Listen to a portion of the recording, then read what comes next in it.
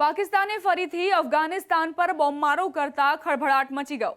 પાકિસ્તાને એર સ્ટ્રાઇકનો સમય એવો પસંદ કર્યો છે જ્યારે લોકો પોતાના ઘરમાં ઊંઘી રહ્યા હતા।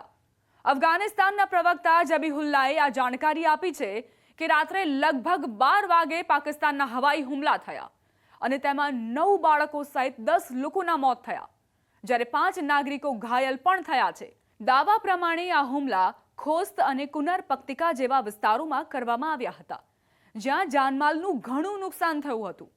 ખોસ્ત પ્રાંતના ગરબજો જિલ્લાના મગલગઈ વિસ્તારમાં પાકિસ્તાની સેનાએ એક સ્થાનિક નાગરિકના ઘર પર બોમ્બમારો કર્યો, જેમાં 5 બાળક અને 4 બાળકીઓ સાથે એક મહિલાનું મોત થયું અને ઘર પૂરેપૂરું નાશ પામ્યું।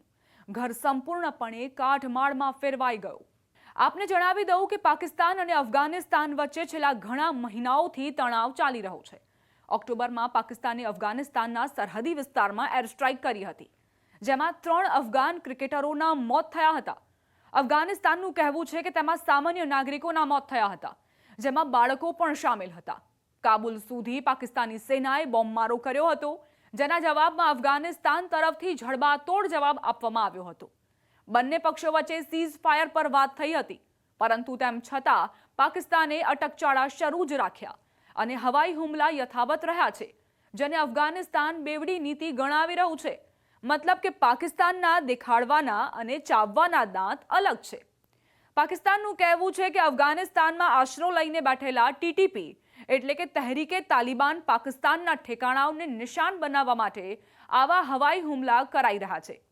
પાકિસ્તાનનો આરોપ છે કે ટીટીપી અફઘાનિસ્તાનમાં સુરક્ષિત ઠેકાણાઓથી કામ કરી રહ્યું છે, જ્યારે અફઘાનિસ્તાનની સરકાર આ વાતનો સતત ઇનકાર કરે છે।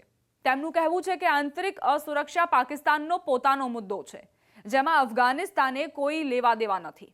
તે પોતાની ધરતીનો ઉપયોગ કોઈ પણ દેશ વિરુદ્ધ નથી થવા દેતો। પાકિસ્તાન તરફથી કરવામાં આવેલા આ હુમલાનું મોટું કારણ ત્યાં સતત થતા બોમ્બ ધડાકા હોઈ શકે છે। સોમવારે પાકિસ્તાનના પેશાવરમાં ખાસ કરીને સૈન્ય ઠેકાણાને નિશાન બનાવીને એક આત્મઘાતી બોમ્બ ધડાકો કરવામાં આવ્યો હતો। ધડાકામાં કેટલાક સૈનિકોના મોત થયા હતા અને આખો વિસ્તાર હચમચી ગયો હતો। તેની તરત પહેલા પાકિસ્તાનની હાઈકોર્ટની સામે પણ આવો જ ધડાકો થયો હતો, જે કાર બ્લાસ્ટ હતો। તેમાં પણ 10 થી વધુ લોકોના મોત થયા હતા। પાકિસ્તાન આને ટીટીપી તરફથી થયેલો હુમલો માને છે અને એ જ કારણથી તે તાલિબાન શાસિત અફઘાનિસ્તાનના નિર્દોષ લોકો પર કાર્યવાહી કરી રહ્યું છે।